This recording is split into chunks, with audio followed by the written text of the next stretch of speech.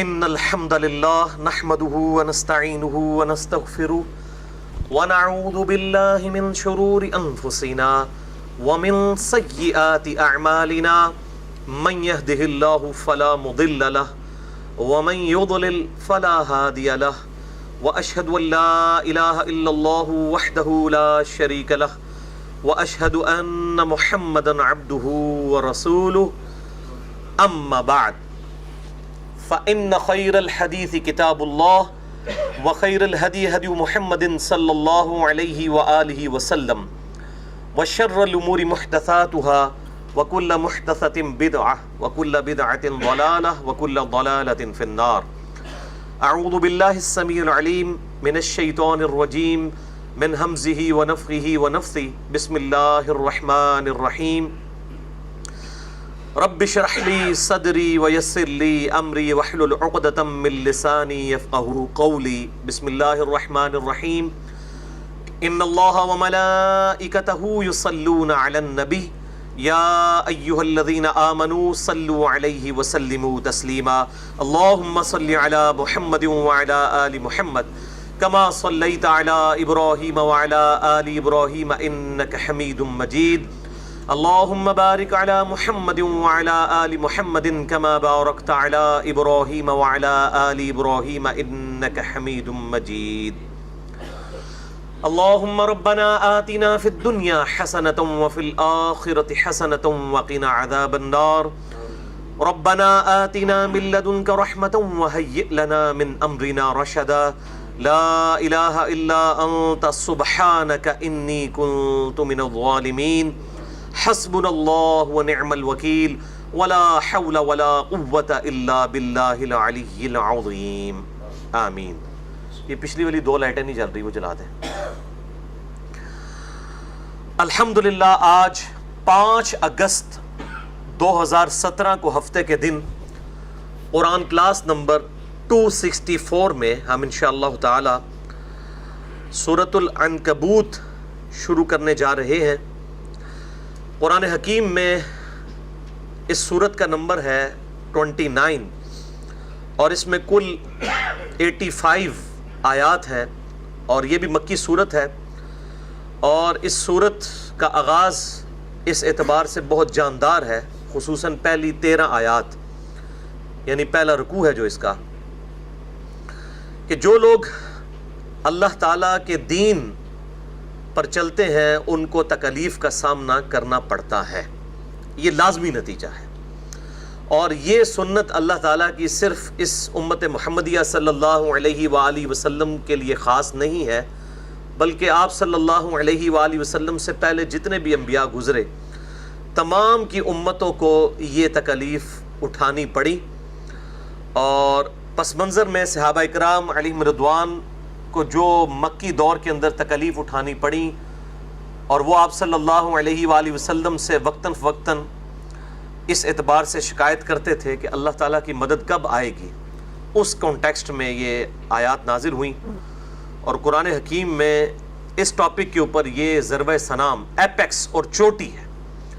اللہ تبارک و تعالیٰ نے جس سختی کے ساتھ اس معاملے کو ایڈریس کیا ہے وہ یقین جانیں کہ انسان کانپ اٹھتا ہے کہ اللہ تعالیٰ کبھی بھی اپنے بندوں کو بغیر آزمائے چھوڑے گا نہیں.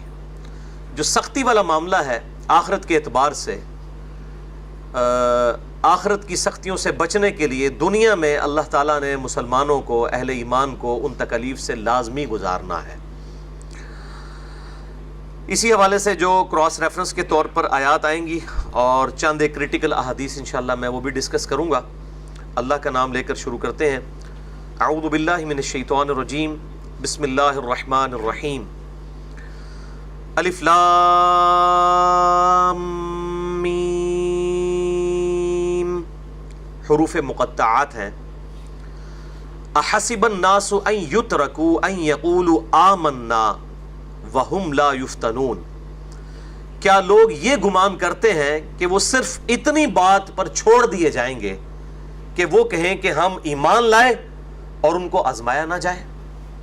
یعنی صرف ایمان لانے کے اوپر ان کو آخرت میں چھوڑ نہیں دیا جائے گا، بلکہ دنیا میں اللہ تعالیٰ آزمائے گا. وَلَقَدْ فَتَنَّ الَّذِينَ مِن قَبْلِهِمْ، اور بے شک اللہ تعالیٰ نے آزمایا ان سے پہلے لوگوں کو بھی.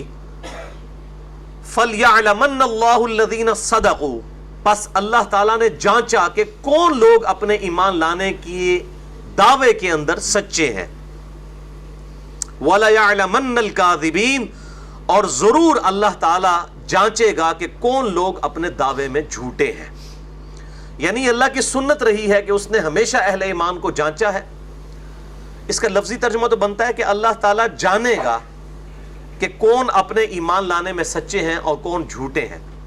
لیکن چونکہ ہماری اردو لنگوسٹک کے اندر اس سے غلط فہمیاں پروڈیوس ہو جاتی ہیں کہ شاید اللہ تعالیٰ کو پہلے نہیں پتا، اللہ تعالیٰ بعد میں جانے گا، تو اس لیے میں نے اس کا ترجمہ کیا ہے جانچے گا. یعنی اللہ تعالیٰ جانتا تو ہے لیکن اس نے پریکٹیکلی جانچنا ہے اس اعتبار سے تاکہ لوگ اس کے اوپر گواہ ہو جائیں.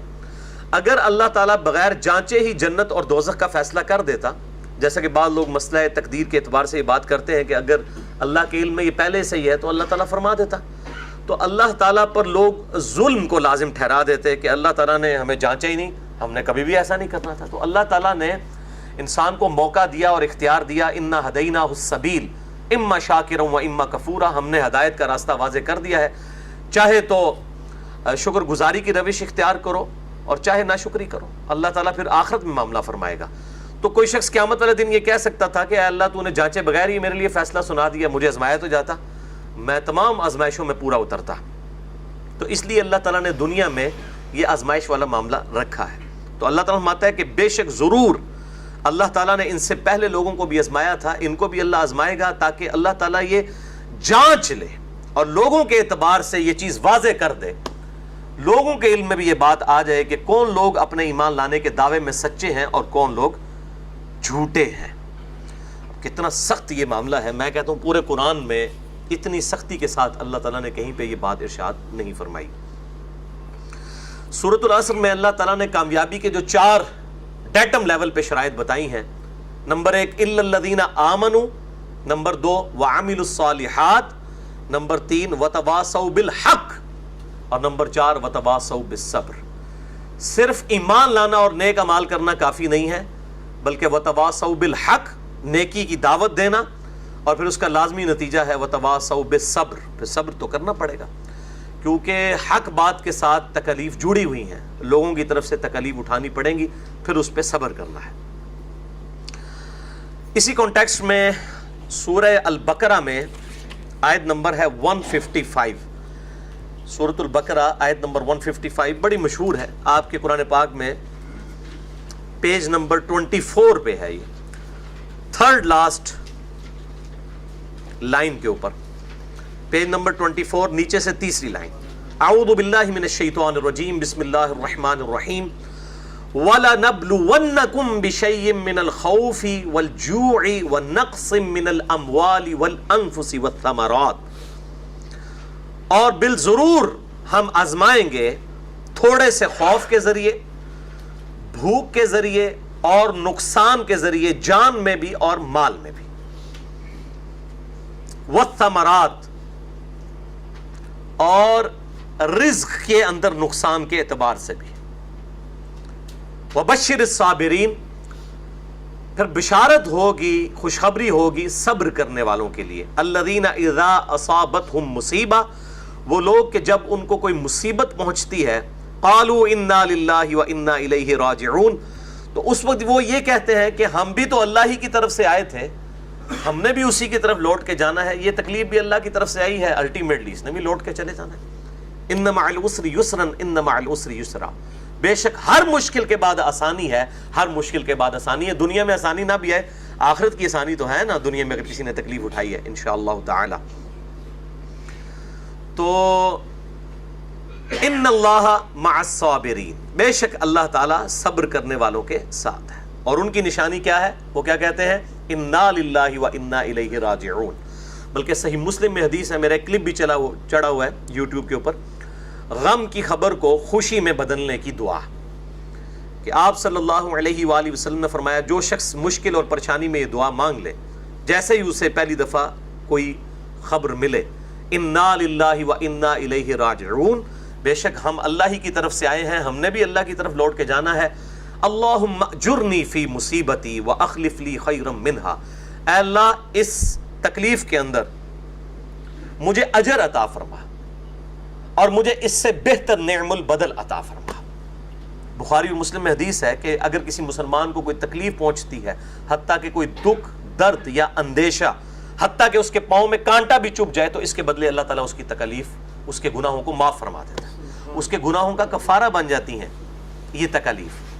تو مسلمان کے لیے تو جنہوں کہتے ہیں موجے ہی موجہ نے، تکلیف آنے میں بھی صبر کریں گے تو اللہ تعالیٰ کی طرف سے جو ہے وہ انعام کی بشارت ہے۔ اچھا، اب اس کا ایک اور دوسرا پہلو ہے کہ جو بھی اللہ تعالیٰ کی طرف سے تکلیف آتی ہے، اللہ تعالیٰ نے لوح محفوظ میں وہ پہلے ہی لکھ لی ہوئی ہے۔ اسی کانٹیکسٹ میں قرآن حکیم میں سورۃ الحدید میں 2 آیات ہیں، بڑی امپورٹنٹ ہے۔ پارہ نمبر 27 میں آپ کے بلو والے قرآن پاک میں پیج نمبر ہے 541 541 نمبر پیج، اور نیچے سے 5ویں لائن ہے، سورۃ الحدید آیت نمبر 22 اور 23، پیج نمبر 521۔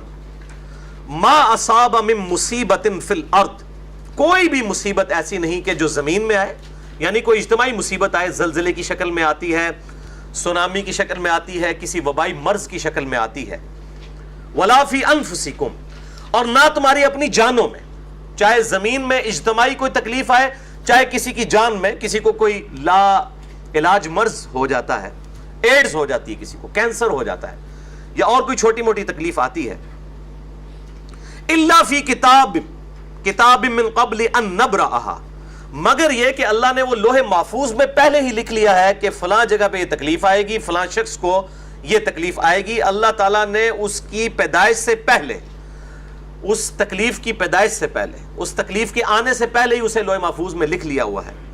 ان ذالک علی اللہ یسیر، اور بے شک اللہ کے لیے بہت آسان ہے، اللہ کی ہارڈ ڈسک میں یہ چیز لکھی ہوئی ہے، اور اللہ تعالیٰ کو یہ فورس ہی کرنا مستقبل میں بہت آسان ہے۔ اور یہ کیوں ہوا؟ لِكَيْ لَا تَأْسَوْا عَلَى مَا فَاتَكُمْ، تاکہ تم مت افسوس کرو جو تم سے جاتا رہا، وَلَا تَفْرَحُوا بِمَا آتَاكُمْ، اور مت شیخی بگاڑو، مت اتراؤ اس کے اوپر جو اللہ نے تمہیں دیا ہے۔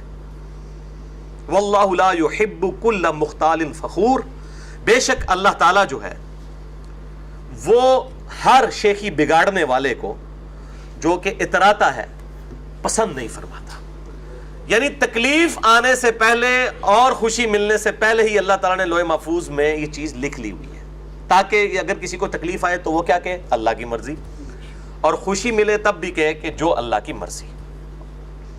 اگر ان چیزوں پہ کسی کا ایمان نہیں ہے تو اس کی نماز، داڑھی، حج، عمرے، زکوٰۃ، سب کچھ زیرو سے ملٹیپلائی ہے، اگر کسی کا اس بات کے اوپر ایمان نہیں ہے کہ یہ تکلیف، مصیبتیں اللہ تعالیٰ کی طرف سے آتی ہیں۔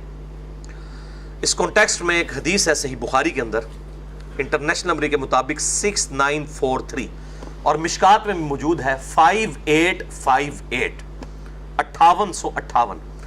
سیدنا خباب رضی اللہ تعالیٰ عنہ بڑے مشہور ہیں، آپ کو پتہ ہے، ان کو ایسی تکلیف دی گئی، کوئلوں پہ لٹایا جاتا تھا، پیٹھ کی چربی پگھل کے کوئلے ٹھنڈے ہو جاتے تھے۔ نبی علیہ السلام خانہ کعبہ شریف کے سائے میں بیٹھے ہوئے تھے، صحیح بخاری 6943، مشکات میں 5858۔ تو انہوں نے آ کے شکایت کی، اللہ کے رسول آپ اللہ سے دعا کیوں نہیں کرتے؟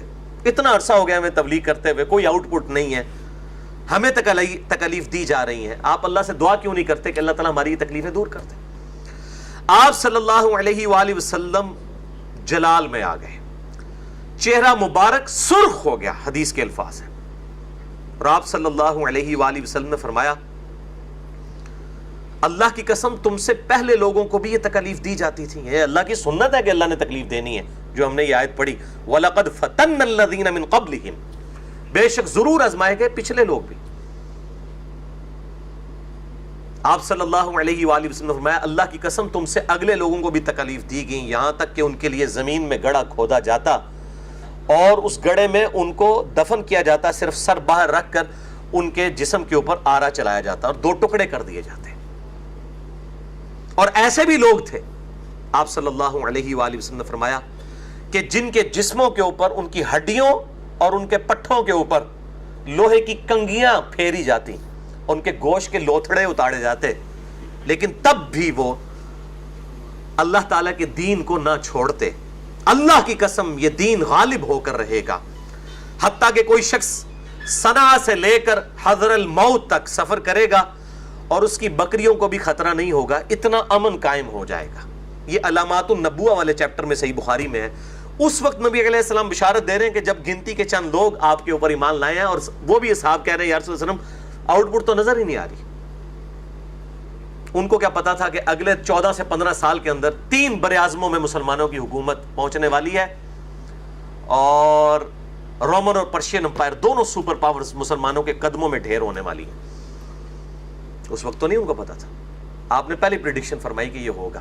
اور بخاری و مسلم میں حدیث ہے، اللہ کی قسم مجھے اپنے بعد تم سے یہ خطرہ نہیں کہ تم شرک کرنے لگو گے یا تم بھوکے افلاس کی وجہ سے مر جاؤ گے، مجھے خطرہ ہے کہ اللہ تعالیٰ تم پر زمین کی دولت کھول دے گا اور پھر تم اس دولت کی لالچ میں ایک دوسرے کو قتل کرو گے، جس طرح کہ اگلے لوگوں نے کیا، اور وہ بھی برباد ہو گئے، اس طریقے سے تم بھی برباد ہو جاؤ گے، وَلِعَاذُ بِاللَّهِ تعالیٰ۔ اور یہی ہوا پھر بعد میں 1000 سال تک مسلمانوں کی حکومت ضرور رہی ہے، لیکن اسلامی حکومت جو ہے وہ آپ سمجھ لیں شہادت علی رضی اللہ تعالیٰ عنہ علیہ السلام پر آلموسٹ ختم ہو گئی، یہ 6 مہینے سیدنا حسن کے ڈال لیں۔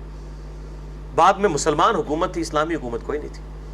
وہی محلات بننا شروع ہو گئے، وہی عیاشیاں شروع ہو گئیں، وہی ملوکیت شروع ہو گئی کہ باپ مرتا تھا بیٹے کو حاکم بنا جاتا تھا، بیٹا جب مرنے لگتا تو وہ اپنے اگلے 4 5 بیٹوں کو کہ اس کے بعد یہ بنے، اس کے بعد یہ۔ اس کی آپ پریکٹیکل مثال آج سعودیہ میں دیکھ لیں کہ کیا ہو رہا ہے۔ تو آپ صلی اللہ علیہ وآلہ وسلم نے پہلے پریڈکشن فرما دی تھی کہ دنیا کے جب تم پر خزانے کھولے جائیں گے تو یہ کچھ ہو جائے گا، اور جیسے ہی دنیا کے خزانے کھولے گئے تو آپ دیکھ لیں آؤٹ پٹ کیا نظر آئی۔ اسی کانٹیکسٹ میں ایک اور حدیث ہے جامعہ ترمذی میں 2398 انٹرنیشنل نمبر کے مطابق، یہ حدیث سنن ابن ماجہ میں موجود ہے، امام ترمذی نے اسے حسن صحیح کہا ہے، مشکات میں بھی موجود ہے 1562۔ آپ صلی اللہ علیہ وآلہ وسلم سے پوچھا گیا کہ بتائیے اللہ کے محبوب صلی اللہ علیہ وآلہ وسلم، اللہ تعالیٰ کی طرف سے سب سے زیادہ مصیبت کس پہ آتی ہے، تکلیف کس پہ آتی ہے؟ تو آپ صلی اللہ علیہ وآلہ وسلم نے فرمایا سب سے زیادہ تکلیف انبیاء کرام پر آتی ہے علیہم السلام۔ بخاری مسلم میں کتنی حدیث ہے، صحیح مسلم میں وہ ڈیٹیل حدیث ہے جو طائف کے موقع پر آپ کو پتھر آپ پر برسائے گئے، آپ کے مبارک جوتیاں بھی خون سے آلودہ ہو گئی۔ غزوہ احد کی تکلیف بھی آپ کے سامنے بخاری و مسلم میں، بلکہ غزوہ احد کی تو لائیو کمنٹری سورہ آل عمران کے اندر موجود ہے۔ تو فرمایا سب سے زیادہ تکلیف انبیاء کو آتی ہے۔ پوچھا گیا اس کے بعد، فرمایا اس کے بعد ان لوگوں پر جو انبیاء کے بعد سب سے افضل ہوتے ہیں، اور پھر اس کے بعد ان لوگوں پر جو ان کے بعد سب سے افضل ہوتے ہیں۔ اب اس میں آپ نے یہ تفریق نہیں کی گئی ہے کہ انبیاء کے بعد صحابہ یا تابعین یا تبع تابعین، یہ بھی کہا جا سکتا تھا، وہ تفریق نہیں ہے۔ ہو سکتا ہے آج کسی کو اس تکلیف سے گزرنا پڑے جس تکلیف سے اس زمانے میں لوگ نہیں گزرے ہوئے، تو آپ نے تکلیف کے ساتھ اسے جوڑ دیا کہ تکلیف کے ساتھ۔ اور پھر آپ صلی اللہ علیہ وآلہ وسلم نے فرمایا کہ اللہ تعالیٰ آدمی کو اس کے دین کی پختگی کے اعتبار سے آزماتا ہے، جو جتنا دین میں پختہ ہوتا ہے اتنی بڑی آزمائش، اور جو جتنا دین میں کمزور ہوتا ہے اس کی آزمائش بھی کمزور ہوتی ہے، حتیٰ کہ وہ شخص زمین پر چلتا پھرتا رہتا ہے، یعنی اس کی موت کا وقت آ جاتا ہے اور وہ دنیا میں اس حال سے اٹھایا جاتا ہے کہ اس کے ذمہ کوئی گناہ نہیں ہوتا، یعنی اللہ تعالیٰ اس کو تکلیف میں سے گزار کے آخرت کی الٹیمیٹ اس کو نعمت عطا فرما دیتا ہے۔ کتنی بڑی نعمت ہے، یعنی میں کہتا ہوں کہ 1 ارب اور 1 روپیہ اور 1 ارب اس میں کوئی فرق نہیں ہے۔ 1 روپے اور 2 روپے میں تو فرق ہے، آدھ و آدھ کا فرق ہے، لیکن 1 ارب 1 روپیہ اور 1 ارب 1 روپے میں کوئی فرق نہیں ہے۔ صحیح مسلم میں حدیث ہے، آخرت اور دنیا کی مثال اس طرح ہے جیسے کوئی سمندر میں انگلی ڈبوئے، اس کے ساتھ جو پانی لگتا ہے وہ دنیا کی زندگی اور سمندر آخرت کی ہے، بلینز اینڈ ٹریلینز ٹائم، بلکہ آپ کے انفینٹ۔ تو اگر کوئی شخص 1 روپے کا نقصان کر کے 1 ارب روپیہ کما لے، وہ عقل مند ہے، یا جو 1 روپیہ بچاتے بچاتے 1 ارب روپے کا نقصان کر لے؟ اور یہاں تو صرف نقصان والی بات نہیں ہے، ایسی کی تیسی پھرنے والی ہے۔ اللہم اجرنا من النار، اللہم اجرنا من النار، اللہم اجرنا من النار، اللہم من احییتہ منا فاحیہ علی الاسلام، ومن توفیتہ منا فتوفہ علی الایمان آمین. اللہم انی اعوذ بک من عذاب جہنم ومن عذاب القبر ومن فتنة المحیا والممات ومن شر فتنة المسیح الدجال آمین. تو یہ دنیا اور آخرت والا معاملہ جو ہے یہ اگر کمپیریزن کیا جائے تو زمین و آسمان کا فرق ہے, زمین و آسمان کا فرق ہے. اور آخرت تو ہمیشہ والی, صرف آخرت کے 50,000 سال کے دن اس کو ہی دنیا کی 60-70 سال کی زندگی کے ساتھ کمپیئر کریں تو 3.5 منٹ کی زندگی بنتی ہے اگر 24 گھنٹے کے اعتبار سے اسے کمپیئر کیا جائے. تو دنیا میں اس عیاشی کے عوض صرف 50,000 سال تک اس میدان محشر کی گرمی انسان کو اٹھانی پڑ جائے, یہ بہت بڑا عذاب ہے. آخرت کا تو عذاب چھوڑ دیں, اور وہاں پہ وہ خوش نصیب لوگ ہوں گے جن کو اللہ کے عرش کا سایہ نصیب ہو رہا ہوگا. تو یہ معاملہ اتنا آسان نہیں ہے. میں اکثر کہتا ہوں کہ اللہ تعالیٰ بڑا ڈاڈا ہے اپنے معاملات میں, وہ بغیر آزمائش کے نہیں چھوڑے گا, ضرور آزمائش ڈالی جائے گی. اور آپ دیکھ لیں سب سے زیادہ انبیاء کو اس کے بعد اب سیدنا حسین ابن علی رضی اللہ تعالیٰ عنہ علیہ السلام کو جس تکلیف سے گزرنا پڑا ہے, اب دنیاوی اعتبار سے تو انتہائی ناکام زندگی تھی ان کی. دنیاوی اعتبار سے سارے بال بچے ان کے سامنے قتل ہو گئے, ان کی لاش اور ان کی بچوں کی لاشوں کو گھوڑے کے ٹاپوں کے نیچے گزارا گیا, ٹکڑے ٹکڑے کیے گئے. دنیاوی اعتبار سے تو ناکامی ہے لیکن اللہ کے حضور کامیابی ہے. تو اس اعتبار سے کوئی شخص کسی کے لیے فیصلہ نہیں کر سکتا. خود نبی علیہ السلام کے جب بچے فوت ہوئے, سیدنا ابراہیم بھی فوت ہو گئے اور سیدنا طاہر بھی فوت ہو گئے, سیدنا قاسم بھی فوت ہو گئے رضی اللہ عنہم اجمعین وعلیہم السلام. تو لوگوں نے تانا دیا کہ دیکھا جس طرح آج کل لوگ کہتے ہیں ساڑھے بزرگاں دی مار پہ گئی, ان کا نہیں ہمارے بتوں کی مار پڑ گئی نا, تو یہ بے نام و نشان رہے گا یہ شخص, اس کے مشن لے کے چلنے والا آگے ہی کوئی نہیں. اب ان کو کیا پتا تھا کہ کروڑوں اربوں روحانی بیٹے نبی علیہ السلام کو ملنے والے ہیں جو ان کی دعوت آگے لے کے چلیں گے. تو اللہ تعالیٰ نے فرما دیا انا اعطیناک الکوثر فصل لربک وانحر ان شانئک هو الابتر, بے شک آپ کا دشمن بے نام و نشان رہے گا. آپ صلی اللہ علیہ وآلہ وسلم کا نشان نہیں مٹے گا آپ کا, بلکہ دشمن تو آپ کی وجہ سے ہی زندہ ہیں جو تھوڑے بہت زندہ ہے. ابو جہل کو کس نے جاننا تھا اگر آپ صلی اللہ علیہ وآلہ وسلم کے ساتھ اس کے دشمنی والا معاملہ نہ ہوتا. تو آپ کے دشمنوں کا بھی اگر کوئی نام باقی ہے تو وہ آپ صلی اللہ علیہ وآلہ وسلم کی وجہ سے ذکر کیا جاتا ہے. ان نشانیہ کا ہوا الابتر, بے شک آپ کا دشمن ہی بے نام و نشان رہے گا. یہ بہت یعنی کریٹیکل آیات ہیں, آپ دیکھ لیں. یہ بالکل ایک علیحدہ سے ایک پنڈورا باکس کھل گیا ان آیات کی روشنی میں, ایک بالکل نئی زندگی ہے. اور اللہ تعالیٰ کا ایک وہ جلال والا پہلو کس قدر کھل کے سامنے آیا ہے. حسب الناس ان یترکوا ان یقولوا آمنا وهم لا یفتنون, کیا لوگ اس بات پہ چھوڑ دیے جائیں گے. اور یہ سیدھی ڈانٹ پہلی صحابہ کرام علیہم رضوان کو ہے, ہمارے لیے تو طویل عام میں ہے. بیسیکلی ان کو یہ کہا جا رہا ہے کہ تم لوگوں کو اس بات پہ چھوڑ دیا جائے گا کہ تم ایمان لے آئے, وهم لا یفتنون, اور انہیں فتنوں میں آزمائشوں میں نہیں ڈالا جائے گا. وَلَقَدْ فَتَنَّ الَّذِينَ مِن قَبْلِهِمْ, بے شک فتنوں میں ڈالے گئے, آزمائشوں میں ڈالے گئے ان سے پہلے لوگ بھی. فَلَيَعْلَمَنَّ اللَّهُ الَّذِينَ صَدَقُوا وَلَيَعْلَمَنَّ الْكَاذِبِينَ, بالضرور اللہ تعالیٰ جانچے گا کہ کون لوگ اپنے ایمان لانے کے دعوے میں سچے ہیں اور کون لوگ اپنے ایمان لانے کے دعوے میں جھوٹے ہیں. یعنی کون سے دودھ پینے والے مجنو ہیں اور کون واقعی قربانی دینے والے لوگ ہیں. ام حسب الذین یعملون السیئات ان یسبقونا, کیا لوگوں نے یہ گمان کیا ہے کہ وہ جو برے کرتوت کر رہے ہیں وہ ہم سے آگے نکل جائیں گے, ہم ان پہ کوئی گرفت نہیں کریں گے. ساء ما یحکمون, کتنا ہی برا حکم لگا رہے ہیں.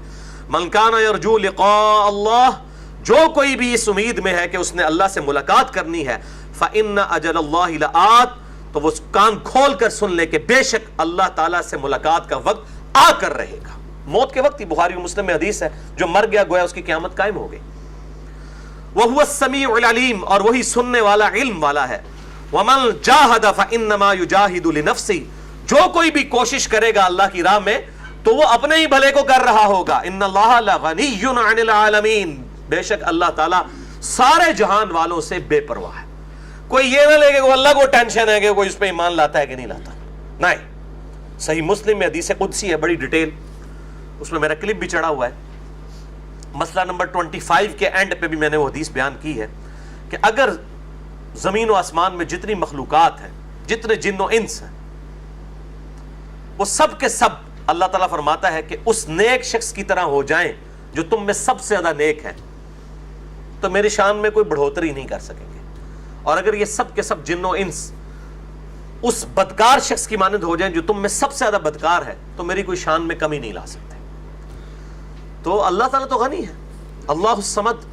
والذین آمنوا وعملوا الصالحات، وہ لوگ جو ایمان لائے اور انہوں نے نیک اعمال کیے، لنکفرن عنہم سیئاتہم، ہم ضرور بالضرور ان سے دور کر دیں گے ان کی برائیوں کو، ولنجزینہم احسن الذی کانوا یعملون، اور ہم ضرور بالضرور، یہ دو تاکیدیں ہیں، ضرور بالضرور ان کو جزا دیں گے ان کے اچھے اعمال کے بدلے میں. جو سب سے بہترین اعمال کیے ہوں گے اس کے مطابقت میں اللہ تعالیٰ ان کو اعمال کا بدلہ دے گا. تو یعنی یہ سب کی سب چیزیں کوئی نعوذ باللہ یہ ڈرانے دھمکانے کے لیے نہیں ہے، باقی ایسا ہونے والا ہے. اور لوگ سمجھتے ہیں شاید کوئی اللہ تعالیٰ ایک کوئی بوڑھی نانی اماں کی طرح ہے جس نے یہ ایک دنیا کا کھیل نعوذ باللہ جو ہے وہ رچایا ہوا ہے اور الٹیمیٹلی سب کو اللہ نے معاف کر دینا. ایسا نہیں ہونے والا. دنیا میں آپ کو بہت بڑی مثال دیتا ہوں کہ یہ کہتے ہیں وہ دیکھیں جی ماں ہو تو چھوڑ دے، تو اللہ بھی چھوڑ دے گا. میں سے پوچھتا ہوں کہ ماں کے ساتھ کمپیریزن کرتے ہیں، ماں کے تو احساسات ہیں، اللہ تعالیٰ تو بے پرواہ ہے. اللہ کے آنسو نکلتے ہیں کیا؟ اللہ تعالیٰ کا نعوذ باللہ کیا دل پسیجتا ہے؟ یعنی میں ریزمبلنس کے لیے سے ہٹ کے بات کر رہا ہوں. تو پھر اللہ کی مثال کیوں مخلوقات کے ساتھ دی جاتی؟ پھر بھی اگر کسی کو سمجھنا ہے تو میں اینٹی وینم اور پھکی والا جواب دیتا ہوں کہ بتائیں اگر ہمیں اختیار دیا جائے کہ ہم کسی ایسی عورت کو موت دیں جس کے 4 چھوٹے چھوٹے بچے ہوں، چاہے وہ ہمارے دشمن کی بیوی کیوں نہ ہو، ہم بھی بچوں پہ ترس کھائیں گے، اس کو موت نہیں دیں گے. تو دنیا میں کیا ہزاروں عورتوں کو اللہ تعالیٰ موت نہیں دے رہا جن کے چھوٹے چھوٹے بچے؟ بچوں کے مینٹل ماڈلز تک بدل جاتے ہیں. سوتیلی مائیں ان کے ساتھ کیا برا سلوک کرتی ہیں. تو کیا اگر وہی کمپیریزن مان دیا جائے تو آپ کی ڈاکٹرائن میں تو اللہ تعالیٰ کو کبھی بھی ایسی عورت کو موت نہیں دینی چاہیے؟ تو اللہ تعالیٰ تو دے رہا ہے کیونکہ بے پرواہ ہے. تو آخرت میں بھی وہ بالکل ایسی کی تیسی پھیر کے رکھ دے گا اپنے نافرمانوں کی. کنو کٹ لو گل، کسی پلیکھے کوئی نہ رہے. یہ جو این جی اوز کا بنایا ہوا ایک مزاج ہے خدا کے بارے میں، بالکل جھوٹا ہے. وہی بات ہے، عقل نہ ہوئے تو موجہ ہی موجہ، عقل ہوئے تو سوچا ہی سوچا. جس کو عقل نہیں ہے تو وہ موجہ ہی مار رہا ہے کہ خیر ہے جی بخش دے گا، کچھ بھی ہے اللہ تیرے محبوب کی امت سے ہے، ٹھگ ہے، بے ایمان ہے، حرام خور ہے، اللہ اسی طریقے سے ہمیں قبول کر لے، ہم نے تو کوئی نہیں صحیح ہونا، کچھ بھی ہے اللہ تیرے محبوب کی امت سے. تو میں کہتا ہوں دنیا میں اگر مورل لاز ایکٹیو ہوتے تو اسی ٹائم سر پہ آگے جوتی پڑتی کہ محبوب صلی اللہ علیہ وآلہ وسلم کا نام اس منہ سے لیتے ہو. لیکن دنیا میں مورل لاز ایکٹیو نہیں ہے، آخرت میں ایکٹیو ہوں گے.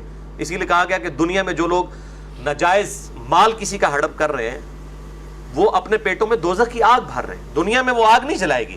دنیا میں کوئلہ آپ زبان پہ رکھیں زبان جلے گی، حرام مال زبان پہ رکھنے سے زبان نہیں جلے گی، کیونکہ دنیا میں مورل لاز ایکٹیو نہیں ہے، physical phenomena of nature active ہے. لیکن آخرت میں یہ مورل لاز ایسے ایکٹیو ہوں گے کہ وہ پیٹوں میں دوزخ کی آگ بھر رہے ہیں. بخاری مسلم میں احادیث موجود ہے کہ جو لوگ زکوٰۃ نہیں دیتے ہیں ان کا مال جو ہے وہ اژدہا اور سانپوں کی شکل میں ان کے اوپر مسلط کر دیا جائے گا. اب دنیا میں تو نہیں لگ رہا لیکن آخرت میں یہ ہو جائے گا. بولے اعوذ باللہ تعالی. اب روح سخن تھوڑا سا بدل رہا ہے اسی کانٹیکسٹ میں، لیکن یہ وَوَصَّيْنَا الْإِنسَانَ بِوَالِدَيْهِ حُسْنًا، اور اللہ تعالیٰ نے والدین کے ساتھ حسن سلوک کرنے کی نصیحت کی ہے، انسان کو وصیت کی ہے.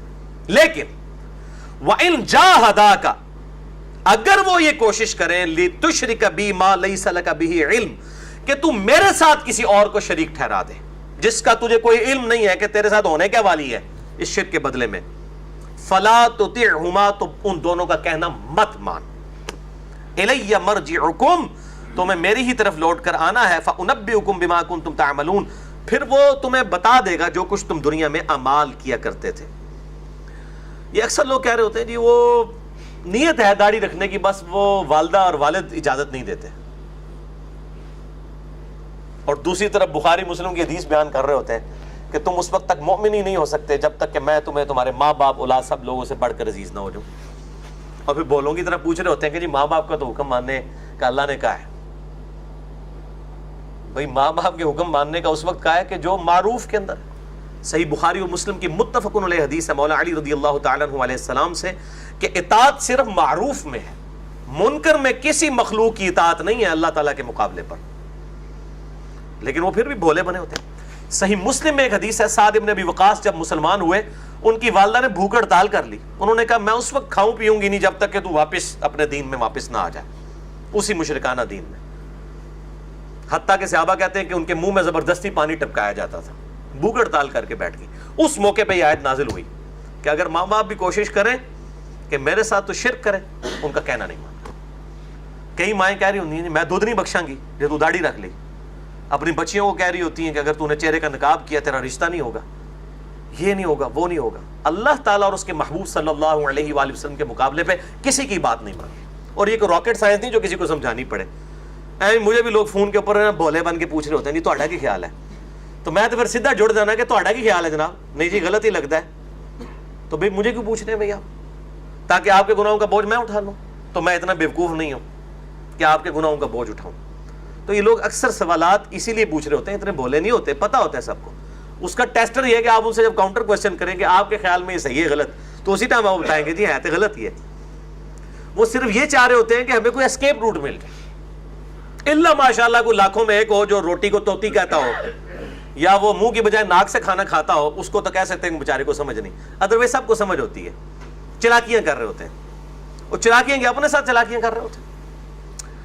والذین آمنوا وعملوا الصالحات, وہ لوگ جو ایمان لائے اور انہوں نے نیک اعمال کے لیے کیے, لندخلنہم فی الصالحین, ہم ضرور بالضرور ان کو اپنے نیکوکاروں بندوں کے ساتھ شامل کر دیں گے. یعنی قیامت والے دن نیکوکاروں کے ساتھ ان کو اٹھائیں گے. وَمِنَ النَّاسِ مَن يَقُولُ آمَنَّا, اور لوگوں میں کئی لوگ ایسے ہیں جو کہتے ہیں ہم ایمان لائے باللہ, اللہ پر. فَإِذَا أُوذِيَ فِي اللَّهِ, لیکن جب ان کو تکلیف آتی ہے اللہ کے راستے میں, جعل فطرت الناس کعذاب اللہ, تو لوگوں کی تکلیف کو وہ اس طرح سمجھتے ہیں گویا کہ اللہ کا عذاب آ گیا. یعنی جیسا اللہ کے عذاب سے ڈرنا چاہیے اس طرح وہ لوگوں سے ڈرتے ہیں حق بات کرتے ہوئے. اسی میں کہتا ہوں ماما روزانہ حسین نہیں جمنیاں, مائیں روزانہ حسین نہیں پیدا کرتی. یہ بڑا مشکل کام ہے. تو اللہ تعالیٰ ماتا ہے کہ ان لوگوں کی حالت یہ ہے کہ جب ان کو تکلیف اللہ کی راہ میں آتی ہے نا, وہ جیسا کہ اللہ کے عذاب سے ڈرنا چاہیے نا, وہ اس طرح لوگوں کی تکلیف سے ڈرنا شروع کر دیتے ہیں. اب اس سے زیادہ کھول کے اور کیا بات بیان کی جائے, اور کس لیول پہ آگے بات سمجھائی جائے. وَلَئِن جَاءَ نَصْرٌ مِّن رَبِّكَ, اور جب تیرے رب کی طرف سے کوئی مدد والا معاملہ آ جاتا ہے, لَيَقُولُنَّ إِنَّا كُنَّا مَعَكُمْ, پھر جو کمزور ایمان والے ہیں وہ کہتے ہیں ہم تو آپ کے ساتھ ہیں. یعنی تکلیف آئے گی, جو سورۃ البقرہ کے پہلے رکوع میں آیا, تکلیف آئے گی ٹھٹک کے کھڑے ہو جائیں گے. جب حالات سازگار ہوں گے ساتھ چلنا شروع کر دیں گے. بڑا مشکل کام ہے ظاہر تکلیف کو. یعنی جب سب کچھ ہیپی ہیپی ہو رہا ہو تو پھر ظاہر ہے انسان شامل ہو جاتا ہے.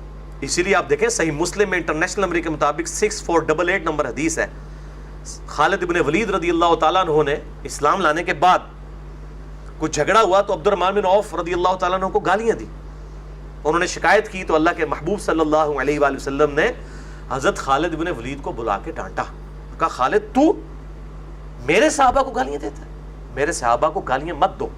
اللہ کی قسم اب تم لوگ اگر احد پہاڑ کے برابر بھی سونا خیرات کر دو تو میرے اصحاب نے جو ایک مد گندم دی تھی 600 گرام, اس کو نہیں پہنچ سکتے, اس کے آدھے کو بھی نہیں پہنچ سکتے. ایک پاؤ گندم کے برابر بھی تم ثواب حاصل, جو انہوں نے ایک پاؤ گندم خیرات کی تھی, تم احد پہاڑ کے برابر سونا بھی دے دو نا, اس کے برابر تمہیں ثواب نہیں ملے گا. یہ کس کو کہہ رہے تھے؟ حضرت خالد بن ولید کو. یہی وہ آدھی حدیث بیان کر رہے ہوتے ہیں میرے صحابہ کو برا مت کہو, کیونکہ انہوں نے حضرت معاویہ کو بچانا ہوتا ہے جنہوں نے حضرت علی علیہ السلام پہ ممبروں پہ لعنت کروائی تھی. تو آدھے حدیثیں بیان کرتے ہیں جی میرے صحابہ کو برا مت کہو. اور بھائی یہ تو بات پہلی کی ہی صحابہ کو ہے آپ صلی اللہ علیہ وسلم نے, ہمیں تو یہ انڈائریکٹلی ہے, ڈائریکٹلی تو کی خالد ابن ولید کو ہے جو صلح حدیبیہ کے بعد مسلمان ہوئے, اور فتح مکہ کے بعد جو لوگ مسلمان ہوئے ان کا بیچاروں کا کیا سٹیٹس ہے ان کے مقابلے میں. ہم اپنے ساتھ کمپیئر نہیں کر رہے. تو ان کو کہا جا رہا ہے کہ خالد, حالانکہ خالد بھی صحابی تھا, کہ اب تو میرے صحابہ کو برا, آپ نے بھی یعنی صحابہ میں بھی بینچ مارک کر دیا کہ فتح مکہ سے پہلے اسلام لانے کا مطلب تھا پھینٹی لگ جائے گی, مار پڑے گی. صلح حدیبیہ سے پہلے، اور صلح حدیبیہ کے بعد اسلام ٹیک اپ پوزیشن پہ تھا. خالد ابن ولید بعد میں مسلمان ہوئے ہیں. جب انہوں نے دیکھا کہ اب یہ تو لے جائیں گے سب کو، تو آپ نے پھر فرمایا صلی اللہ علیہ وآلہ وسلم، خالد اب تو میرے صحابہ کو، بعد میں مسلمان ہو کے اب تم لوگ میرے صحابہ کو، حالانکہ خالد بھی صحابی تھا، تو آپ نے فرق کر دیا کہ بعد والے گولڈن پیریڈ میں تو سب کے سب لوگ ہی آ جاتے ہیں، اصل تو مشکل وقت میں کس نے ساتھ دیا؟ جس نے مارے کھائی ہیں. اور جنہوں نے بنو امیہ نے وہاں پہ بھی بادشاہت کی، یہاں پہ بھی آ کے بادشاہت کی، وہ کب ان لوگوں کے برابر ہو سکتے ہیں؟ کبھی بھی نہیں ہو سکتے. اسی پہ تو میں نے وہ ریسرچ پیپر لکھا ہے، واقعہ کربلا کا حقیقی پس منظر 72 صحیح الاسناد احادیث کی روشنی میں اہل سنت کی کتابوں سے 200 روایات اکثر بخاری اور مسلم سے ہیں جو جمع کی ہیں. عربی میں بھی ہے، انگلش میں بھی ہے، اردو میں بھی ہے، ہندی میں بھی ہے. ہماری ویب سائٹ اہل سنت پاک.com پر research paper number 5B، hard copies آپ کو لیکچر کے اینڈ پہ مل جائیں گی. تو اس میں میں نے یہی چیز ہائی لائٹ کی ہے. تو یہ بڑا خطرناک معاملہ ہے.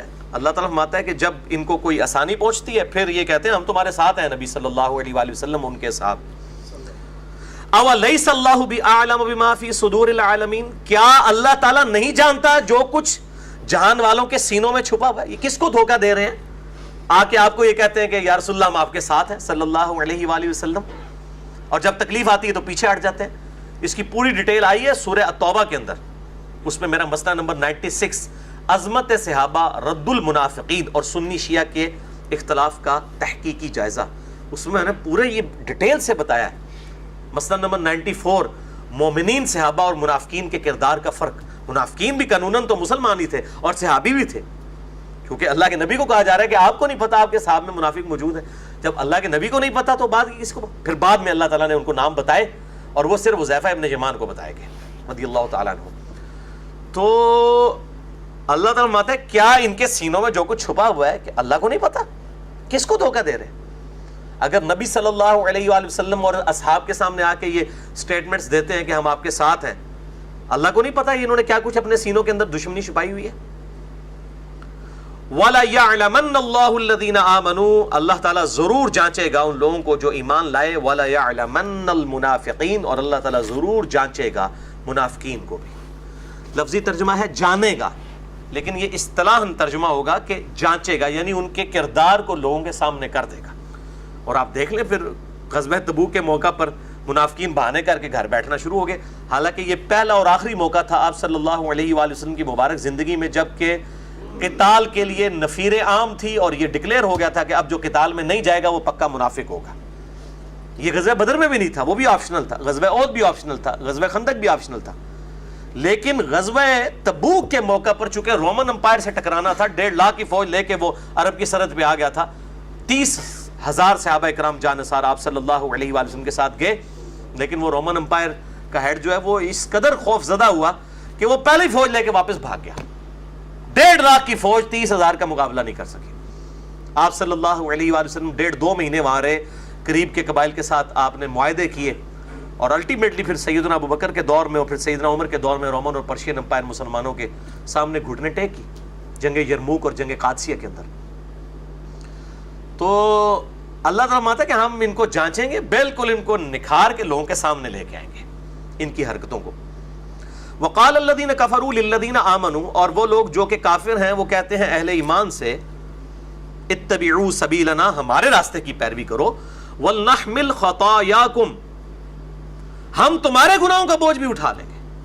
اندازہ کریں، وما هم بحاملین من خطایاہم من شیء، اللہ تعالیٰ فرماتا ہے وہ ایک ذرہ بھی نہیں اٹھا سکتے ان کے گناہوں کا بوجھ. انہم لکاذبون، بے شک وہ ضرور جھوٹ بول رہے ہیں. وَلَا يَحْمِلُنَّ أَثْقَالَهُمْ وَأَثْقَالًا مَعَ أَثْقَالِهِمْ، وہ ضرور اٹھائیں گے اپنے بوجھ کو بھی اور دوسروں کے گناہوں کے بوجھوں کو بھی. اس اعتبار سے وہ ان کے بوجھ تو اب ان کے سر کے اوپر رہیں گے، لیکن جو ان کے لیڈر ہیں ان کے اوپر ڈبل ہوگا، ان کا بوجھ بھی اور ان کا اپنا بوجھ بھی. وَلَا يُسْأَلُنَّ يَوْمَ الْقِيَامَةِ، اور ضرور بالضرور قیامت والے دن ان کی پرسش ہوگی. عَمَّا كَانُوا يَفْتَرُونَ، اس بات پر وہ جو جھوٹ گھڑا کرتے تھے. یہ جھوٹ ہی کھڑا کرتے تھے کہ جناب آپ ہمارے سلسلے میں مرید ہو جائیں، ہم تو اس وقت تک جنت میں نہیں جائیں گے جب تک کہ سب کو جنت میں اپنے ساتھ نہ لے جائیں. آج بھی یہ ماڈرن فارم میں آپ یہ دیکھ لیں، یہ ساری کی ساری چیزیں اسی طریقے سے وہ بیماری ہے کسی اور شکل میں نکلی ہوئی ہے. اس وقت بھی کافر کہتے تھے نبی صلی اللہ علیہ وآلہ وسلم پر ایمان نہ لاؤ، اپنے لیڈروں کے پیچھے چلو، ہم تمہارے گناہوں کا بوجھ اٹھائیں گے، اللہ اللہ یہ نہیں اٹھا سکتے. ہاں یہ اس اعتبار سے ضرور اٹھائیں گے کہ تمہارے گناہوں کا بھی، اپنے گناہوں کا، جبکہ ان کے اپنے گناہوں میں کوئی کمی نہیں ہوگی. تو یہ بڑا اس اعتبار سے سمجھنے کا مقام ہے یہ پورا رکوع. اب قرآن پاک اب بند کر دیجئے، میں نے اسی کانٹیکسٹ میں کچھ کراس ریفرنس کے طور پہ آیات ڈسکس کرنی ہے. میرے بھائیو، اللہ تعالیٰ کے دین کو مخلوق تک پہنچانے کی پرائمری رسپانسبلٹی کس کی ہے؟ پیغمبروں کی علیہم السلام. لیکن پیغمبروں کو بھی اللہ تعالیٰ کیا بات ارشاد فرما رہے ہیں؟ فَلَعَلَّكَ بَاخِعٌ نَفْسَكَ عَلَىٰ آثَارِهِمْ إِن لَّمْ يُؤْمِنُوا بِهَٰذَا الْحَدِيثِ أَسَفًا. اے محبوب صلی اللہ علیہ وآلہ وسلم، کیا تم اپنی جان کو ہلاک کر دو گے اس غم میں کہ لوگ اس قرآن کے اوپر ایمان نہیں لا رہے؟ اپنے آپ کو ہلاک کر لو گے اس غم سے. یعنی نبی صلی اللہ علیہ وآلہ وسلم کی پرائمری رسپانسبلٹی تھی دعوت و تبلیغ کا کام کرنا، اور آپ صلی اللہ علیہ وآلہ وسلم کو بھی کہا جا رہا ہے آپ نے غم نہیں کھانا، آپ کا کام صرف حق پہنچانا ہے. سورۃ البقرہ میں آیا ہے محبوب صلی اللہ علیہ وآلہ وسلم ہم آپ سے نہیں پوچھیں گے دوزخ والوں کے بارے میں کہ لوگ دوزخ میں کیوں پہنچ گئے، آپ کو پیغمبر بنا کے بھیجا تھا تو یہ لوگ دوزخ میں کیوں پہنچ گئے، ہم آپ سے نہیں پوچھیں گے. وما علینا الا البلاغ، آپ کا کام صرف پہنچا دینا. اگر اللہ کے محبوب صلی اللہ علیہ وآلہ وسلم سے نہیں پوچھا جائے گا تو مجھے اور آپ سے کیسے پوچھا جائے گا؟ ہمارا کام بھی صرف دعوت دینا. جن کی پرائمری رسپانسبلٹی ہے ان سے نہیں پوچھا جائے گا. ہماری تو ہم تو ڈاکی ہیں نا، ان کی تو ان کے ڈاکی ہیں. ہمارا کام بھی صرف پہنچانا ہوگا. ہمیں یہ نہیں پوچھا جائے گا کہ فلاں نے تیری بات کیوں نہیں مانی. حق گھونٹ کے نہیں پلانا. وہ تو نبی علیہ السلام کو بھی کہا گیا انک لا تہدی من احببت ولکن اللہ یہدی من یشاء، سورۃ القصص آیت نمبر 56. بے شک اے محبوب صلی اللہ علیہ وآلہ وسلم جس سے آپ محبت کرتے ہیں آپ اس کو ہدایت نہیں دے سکتے. اللہ تعالیٰ چاہتا ہے جسے ہدایت دیتا ہے، اور وہ بہتر جانتا ہے کہ کس کو ہدایت دینی ہے، کون ہدایت کا طلبگار ہے. والذین جاہدوا فینا لنہدینہم سبلنا، جو لوگ ہماری راہ میں کوشش کریں گے ہم ان کے لیے اپنی راہیں کھولیں گے. انا ہدیناہ السبیل اما شاکرا و اما کفورا، بے شک ہم نے راہ ہدایت واضح کر دی ہے. جس کی مرضی ہے وہ شکر گزاری کی روش اختیار کرے، جو چاہے تو وہ ناشکری کی روش. لیکن آخرت بھی برابر نہیں ہونے والی، یہ ذہن میں رکھیے گا. مرضی کا یہ مطلب نہیں جو مرضی کرتے رہو تو اینڈ بھی دونوں کا سیم ہوگا، نہیں. وہ پورا قرآن اس پر گواہ ہے کہ اللہ تعالیٰ اپنے نافرمانوں کو دوزخ میں جھونکے گا اور اہل ایمان کو جنت عطا فرمائے گا انشاءاللہ تعالی. سورہ طٰ میں آیا طٰ ما انزلنا علیک القرآن لتشقی، اے نبی صلی اللہ علیہ وآلہ وسلم ہم نے آپ پر قرآن اس لیے تو نازل نہیں کیا تھا کہ آپ مشقت میں پڑھتے. الا تذکرۃ لمن یخشی، قرآن تو نہیں مگر نصیحت جو ڈر جائے سے بس. فذکر بالقرآن من یخاف وعید، اے نبی صلی اللہ علیہ وآلہ وسلم اس قرآن کے ذریعے آپ تبلیغ کریں جو اللہ کی دھمکی سے ڈر جائے. جو نہیں ڈرتا اس کے لیے کوئی ہدایت نہیں، جو ڈر جاتا ہے اس کو آپ تبلیغ کریں. فذکر ان نفعت الذکرہ، اے نبی صلی اللہ علیہ وآلہ وسلم آپ نصیحت کیجئے اگر نصیحت کرنا کسی کو فائدہ دیتا ہو. کتنی خطرناک بات ہے کہ اگر آپ کو نظر آ رہا ہے کہ یہ بندہ بات مانے گا تو اسی کو نصیحت کریں. سیذکر من یخشی، نصیحت اس کو کریں جو بات سن کے ڈر جائے. ویتجنبها الاشقی، اور چھوڑ دیں اس کو جو شکی اور بدبخت بن چکا ہے اور آپ کی بات نہیں ماننا چاہتا. وَيَتَجَنَّبُهَا الْأَشْقَى الَّذِي يَصْلَى النَّارَ الْكُبْرَى، ایسے شخص کو تو پھر ہم آخرت میں بہت بڑی آگ کے اوپر پیش کریں گے. ثُمَّ لَا يَمُوتُ فِيهَا وَلَا يَحْيَا، پھر وہ اس آگ میں نہ زندوں میں ہوگا نہ مردوں میں. جو قرآن میں آتا ہے نا کہ آج ایک نہیں ہزاروں موتیں مانگو، موت تمہارا کام تمام نہیں کرے گی. موت آ جائے تو ایک دفعہ ہی تکلیف ختم نہیں. ثُمَّ لَا يَمُوتُ فِيهَا وَلَا يَحْيَا، نہ وہ زندوں میں ہوگا نہ مردوں میں. قد افلح من تزکا، بے شک کامیاب ہوا وہ جس نے اپنے جو ہے وہ نفس کی اصلاح کر لی. وذکر اسم ربہ فصلی، اور اپنے رب کا نام لے کر نماز پڑھی. اللہ اکبر کہہ کر سر تسلیم خم کیا اپنے رب کے سامنے.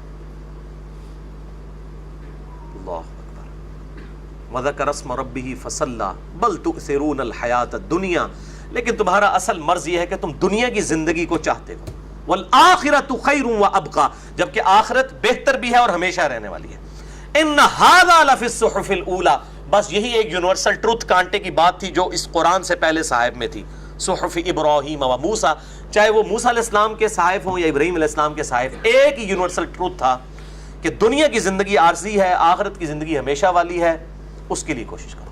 اس کانٹیکسٹ میں 11 کراس ریفرنس کے طور پر آیات اور 17 صحیح الاسناد احادیث بخاری اور مسلم سے میں نے مسئلہ نمبر 51 ریکارڈ کروایا ہے، رزق حرام کی مذمت، دنیا پرستی کا انجام اور اس کا علاج۔ جسے شوق ہو تو کراس ریفرنس کے طور پہ اسے ضرور سنیں۔ یہاں پر میں ایک اور چیز بھی ضمناً ڈسکس کروں، خصوصاً ان لوگوں کے لیے جو دعوت و تبلیغ میں جڑے ہوئے ہیں۔ یہ ساری آیات میں نے اس لیے پڑھی کہ وہ پریشان نہ ہوں اگر کوئی بات نہیں مانتا، اور ساتھ ہی ساتھ ایک بات یاد رکھیں، اللہ تعالیٰ کی طرف سے ایک بڑا سخت معاملہ ہے۔ وَإِذَا خَاطَبَهُمُ الْجَاهِلُونَ قَالُوا سَلَامًا، اہل ایمان کی نشانی یہ ہے کہ جب جاہلوں سے ان کا واسطہ پڑتا ہے وہ کہتے ہیں جناب السلام علیکم، سلام میں متارکت کرتے ہیں، ان کے ساتھ بحث نہیں کرتے، ان کو پتہ ہے کہ ان جاہلوں نے ماننا ہی کوئی نہیں ہے، وہ اپنا ٹائم نہیں ان کے اوپر ضائع کرتے۔ لیکن یہاں کئی لوگ ہیں وہ بالکل تلے ہوتے ہیں اگلے بندے کو بات سمجھانے کے اوپر، یہ ہماری ذمہ داری نہیں ہے۔ جس کی پرائمری رسپانسبلٹی ہے اس کو اللہ تعالیٰ کہہ رہے ہیں ہم آپ سے نہیں پوچھیں گے لوگ دوزخ میں کیوں پہنچ گئے، تو میری کہاں سے ذمہ داری ہے؟ میرا کام بھی صرف پہنچانا ہے۔ اور جو جاہل بحث کرے، اور یہ جہلا کی اکثریت پڑھے لکھے جہلا ہیں جو علماء کرائم ہیں، مجرم علماء، علماء پرائم، عزت والے علماء کی بات نہیں کر رہا، علماء کرام کی بات نہیں کر رہا، علماء کرائم کی بات کر رہا ہوں۔ مسئلہ نمبر 141 میرا ریکارڈ ہے، علماء کرائم ورسز علماء پرائم۔ اس لیے میں کہتا ہوں مولویوں کو کبھی دعوت نہ دیں، یہ بکے ہوئے اپنے فرقوں کے آگے، یہ کبھی آپ کی بات نہیں سنیں گے۔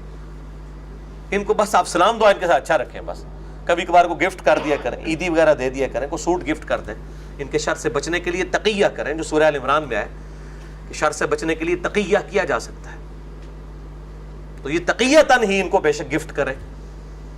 وَإِذَا خَاطَبَهُمُ الْجَاهِلُونَ قَالُوا سَلَامًا، جو جاہل ہیں ان سے بس سلام دعائی رکھنی ہے، بحث نہیں کرنی۔ میں نے اس پر جب دقت نظر سے سوچا تو میں اس رزلٹ پہ پہنچا کہ 3 بڑے نقصان ہو جاتے ہیں جب آپ جاہلوں کے ساتھ بحث میں الجھ جاتے ہیں، چاہے وہ علماء میں ہو چاہے عوام الناس میں۔ نمبر 1، ٹائم کا ضیاع ہوتا ہے، آؤٹ پٹ زیرو۔ جب ٹائم کا ضیاع ہوگا، آؤٹ پٹ زیرو ہوگی، تو مسلمان تو یہ کام نہیں کرے گا، وہ تو لو کاموں سے پرہیز کرے گا۔ نمبر 2، دوسروں کا حق مر جاتا ہے۔ وہ ٹائم آپ نے لگانا تھا عوام الناس کے اوپر، آپ لگا رہے ہیں ان جاہلوں کے اوپر، تو ان کا ٹائم تو پھر انہوں نے لے لیا۔ آپ کے پاس اتنا ٹائم تھا کہ آپ عوام الناس تک بات پہنچاتے، جو بات سننے کے لیے تیار ہیں ان کو بات سمجھاتے، ان کی حق تلفی ہو جائے گی۔ اور نمبر 3 جو سب سے خطرناک نقصان ہے وہ یہ ہے کہ آپ دعوت و تبلیغ کے کام سے متنفر ہو جائیں گے، کیونکہ آپ کہیں گے یار میں اتنی محنت سے لوگوں کو قرآن حکیم کی آیات دکھاتا ہوں، بخاری مسلم سے حدیث سناتا ہوں، لوگ پھر بھی نہیں مانتے۔ اور بھائی یہ بکے ہوئے لوگ ہیں، انہوں نے کہاں سے ماننا ہے؟ الٹا یہ ہوگا جب ایسے لوگوں کو آپ تبلیغ کریں گے، ایسے لوگوں کے ساتھ آپ بحث و تمہیز کرنا شروع کریں گے، اس کا الٹیمیٹ انجام یہ ہوگا کہ آپ یہ رزلٹ نکال لیں گے یار تبلیغ کرنے کا کوئی فائدہ نہیں ہے، لوگ گالی کو نیچے مان دیں، تبلیغ کرنے کا کوئی فائدہ نہیں، لوگ بات ہی نہیں سنتے ہیں۔ اور شیطان چاہتا ہے کہ آپ اس نہج پہ پہنچ جائیں۔ اس لیے میں کنفرنٹیشن سے الحمدللہ شروع دن سے بچتا ہوں۔ جب سے میری ویڈیوز ریکارڈ ہونا شروع ہوئی ہیں، میں نے کبھی کسی کے مناظرے کا چیلنج نہ قبول کیا ہے نہ کسی کو چیلنج دیا ہے۔ ہاں میں علمی چیلنج دیتا ہوں کہ بھئی اب علمی چیلنج آپ اپنی پبلک کو سیٹسفائی کریں کہ لا الہ الا اللہ اشرف علی رسول اللہ اور لا الہ الا اللہ چشتی رسول اللہ، یہ آپ اپنی پبلک کو سیٹسفائی کریں کہ آپ کے بزرگوں نے یہ کیا کیا ہے۔ علمی چیلنج، مناظرے کا چیلنج کبھی نہیں لکھا ہوتا، بلکہ اس کے الٹ کلپ چڑھے ہوئے ہیں میرے کہ انجینئر محمد علی مرزا مناظرہ کیوں نہیں کرتا، یوٹیوب پہ لکھیں رومن میں کلپ کھول دیں، کیونکہ وَإِذَا خَاطَبَهُمُ الْجَاهِلُونَ قَالُوا سَلَامًا، جب مجھے قرآن نے منع کیا ہے ان کے ساتھ مجادلہ کرنے سے اور بحث و تمہیز کرنے سے، تو قرآن پاک کی نافرمانی تو نہیں کرنی۔ کئی لوگوں کے فون آتے ہیں، میں جب تھوڑی سی ٹون سے اندازہ لگا لیتا ہوں کہ یہ شرارت کے لیے ہے تو معذرت کر لیتا ہوں۔ نقصان ہوتا ہے ان چیزوں کا، اس لیے میں نے اپنے بھائیوں کو بھی منع کیا دعوت و تبلیغ کے اعتبار سے کہ چاہے کوئی گالیاں بھی دیتا ہے ہماری دعوت کے اگینسٹ، کچھ بھی کرتا ہے، آپ بس اپنی دعوت لوگوں تک لانچ کریں۔ میں نے تو آلموسٹ تقریباً شاید ہی کوئی اکا دکا کو کلپ بچ گیا ہو, میں نے رپلائی ٹو کے نام سے جو کلپ تھے نا, بندوں کو بائی نیم سوائے ایک چند کریٹیکل چیزوں کے ڈیلیٹ کر دی, یوٹیوب سے ڈیلیٹ کر دی. اس کا نقصان ہوتا ہے کہ وہ جن بندوں کو رپلائی ہم کر رہے تھے کچھ عرصہ پہلے, ان کو تو گلی محلے کے لوگ نہیں جانتے, اور ہماری دعوت الحمدللہ آج کروڑوں لوگوں تک پہنچ چکی ہے الحمدللہ. میں نے بتایا نا 8 سے 1 سال پہلے ہمارے یوٹیوب کے جو وزٹرز تھے ان کی تعداد مہینے میں 1 سے 1.5 لاکھ تھی, آج روزانہ 1 لاکھ سے زیادہ ہے الحمدللہ. ایک چینل جو شارٹ کلپ کا ہے سبسکرائبرز اس کے 1 لاکھ سے زیادہ ہو چکے ہیں. صرف اس کے اوپر وہ ڈالروں والی کمائی کرنی شروع کر دی جائے نا, تو میں یہ آپ کو صرف بتا رہا ہوں.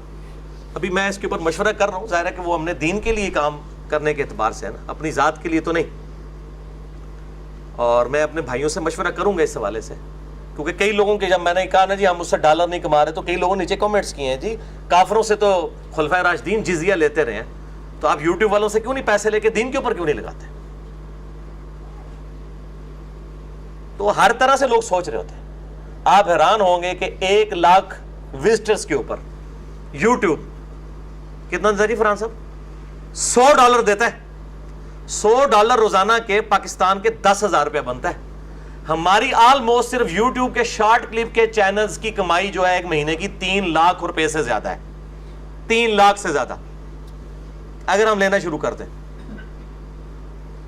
میری جتنی تنخواہ ہے نا اس سے 2 گنا سے بھی زیادہ. اور الحمدللہ سچائی کے ساتھ یہ بات پہنچ رہی ہے لوگوں تک اللہ کے فضل سے. تو 8 سے سال پہلے ہم بھی کوڑ کے بیٹھ جاتے اور اس دعوت کو آگے نہ کرتے اور کہتے لوگ سنتے نہیں ہیں. یار نہیں سنا تو کیا ہوا, لوگ تو سنیں گے. آج ادھر 80-100 کے قریب لوگ بیٹھے ہوئے ہیں, لیکن جب یہی یوٹیوب کے اوپر ویڈیو چڑھتی ہے اور کلپس چڑھتی ہے لاکھوں لوگوں تک پہنچ جاتے ہیں. تو دعوت کا کام جاری رکھیں. Slow and study wins the race. آہستہ آہستہ آپ اس ریس کو ون کر جائیں گے انشاءاللہ تعالی. لیکن اس میں پہلی شرط یہ ہے کہ مولیاں پھٹا نہیں لینا. پوری دنیا سے لوگ رابطہ کرتے ہیں جی وہ مفتی صاحب کو دکھایا تو وہ سمجھتے ہیں کہ مفتی صاحب ماشاءاللہ بڑی آسانی سے قرآن و حدیث مان جائیں گے. یہ دنیا کے پروفیسرز ہیں جو مان جاتے ہیں. آپ کسی پی ایچ ڈی میتھمیٹکس کو بھری کلاس میں کتاب اٹھا کے بتائیں نا کہ حضرت صاحب آپ نے جو فارمولا لکھا ہے نا, یہ جو آپ کریزک کی بک پڑھا رہے ہیں نا میتھمیٹکس کی, اس کے تحت یہ غلط لکھا ہوا ہے. وہ کہے گا sorry, thank you, sit down.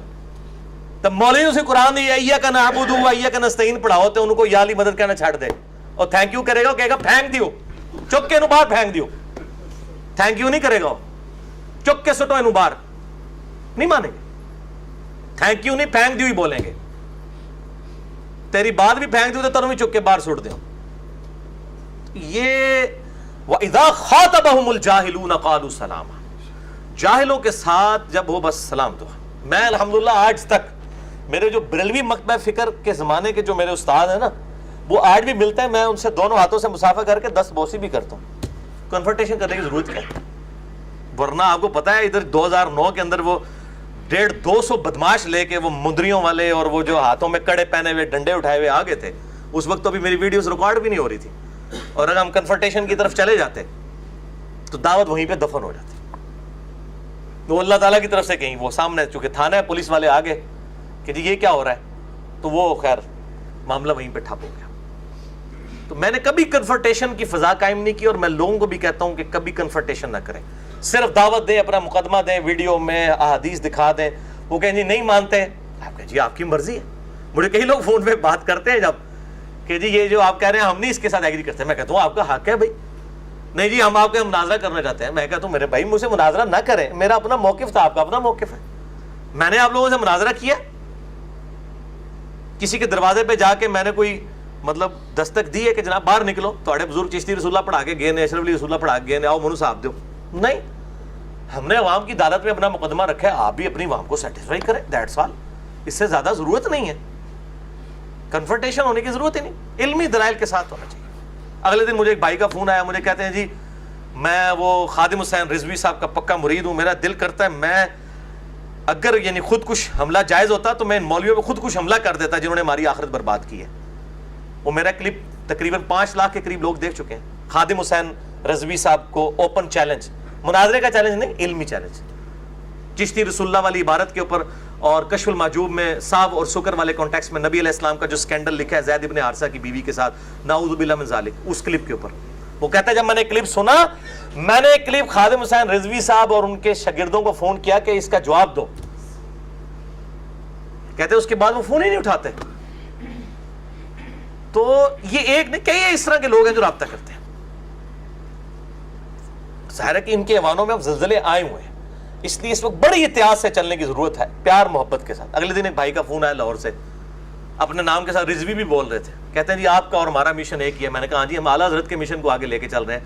گستاخوں کو ننگا کرنا جو اسام الرحمین میں انہوں نے کیا, ہمارا تو مشن ہی ہے. کہتے نہیں وہ ہمارے علماء کے ساتھ بیٹھ کے مناظرہ ہو جائے. میں نے کہا کس بات پہ؟ چشتی رسول اللہ پہ. میں نے کہا آپ صحیح سمجھتے؟ کہتے نہیں غلط ہے. تو میں نے کہا مناظرہ کس بات کا؟ آپ بھی کہہ رہے غلط, میں بھی کہہ رہا ہوں غلط.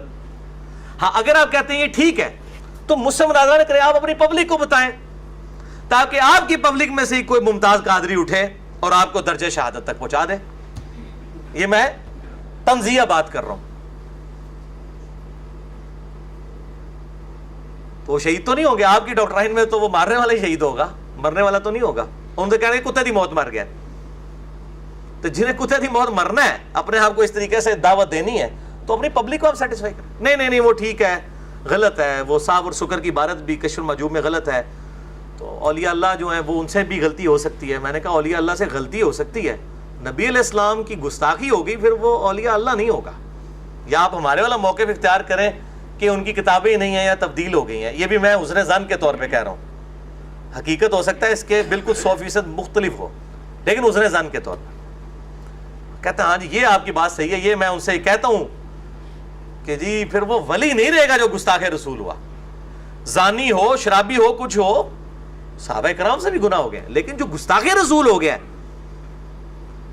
وہ بھی صرف غلطی نہیں ہے, وہ ولایت بھی گئی اس کی. یہ ہے اصل مسئلہ, ولایت کے پڑ گئے لالے. تو الحمدللہ عوام الناس ایجوکیٹ ہو رہی ہے, پبلک پر محنت کریں. میں کہتا ہوں جس طرح مشرکین عرب نے جب تک قریش مکہ نے اسلام قبول نہیں کیا تھا, ریولوشن نہیں آئی تھی. انڈیا, پاکستان, بنگلہ دیش میں جب تک بریلوی مکتبہ فکر کے لوگ, جن کو میں مسلمان سمجھتا ہوں, جب تک یہ اصلاح اپنی نہیں کرتے کوئی ریولوشن نہیں آنی. آپ جو مرضی کرتے رہیں, کچھ بھی نہیں ہونا.